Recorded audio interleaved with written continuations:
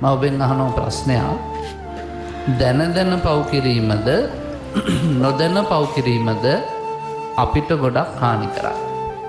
මොකක්ද ඔය අත්තන්ගේ උත්තරේ? මිලින්ද ප්‍රශ්නේ මිලිඳු රජුරුව නාගසේන මහරහතන් වහන්සේගෙන් අහපු ප්‍රශ්නයක්.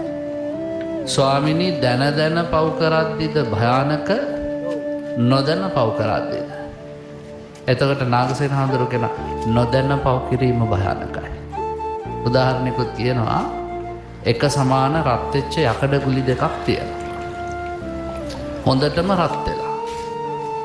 මිනිස්සු දෙන්නෙක් ඉන්නවා දෙපැත්තේ එක මිනිසෙගේ කනට කරලා කියන ඔය යකඩ ගුලිය හොඳටම රත් වෙලයි තියෙන්නේ. අනිත් මිනිසයාට අංක 20ක්වත් කියන්නේ නැහැ. දැන් යකඩ ගුලිය රත් වෙලා කියලා දන්න මිනිහා මොකද කරන්නේ?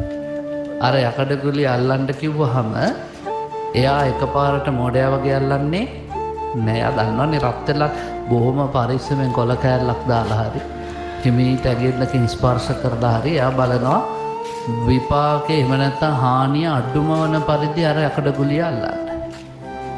හැබැයි පින්වත්නි මේ යකඩ ගුලිය රත් වෙලා කියලා දන්නේ නැති මිනිහා මොකද කරන්නේ?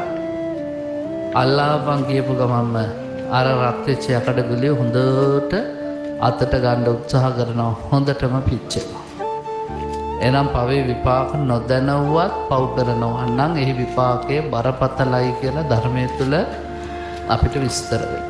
ඉතින් බුදුහාමුදුරුවෝ දේශනා කරනවා විපාක දැනගෙන කළත් නොකළ කළත් නොදැන කළත් පවට කර්මය රැස් වෙනවාමයි, විපාකයක් රැස් වෙනවාමයි. දැන් විපාක කියන්නේ පින්වත්නි නරක පැත්තට විතරක් නෙවෙයි හොඳ පැත්තටත් විපාක. අපි කරන හොඳට හොඳ විපාක, නරකට නරක විපාක. ඒ කියන්නේ අපි ජීවිත කාලේ පුරාවටම කරන්නේ හොඳ නම්, යහපත නම්, කුසල් නම්, පින නම් ඡායාවන පායිනි හේවණල්ල වගේ අපිට ලැබෙන්නේ හොඳ දේමයි.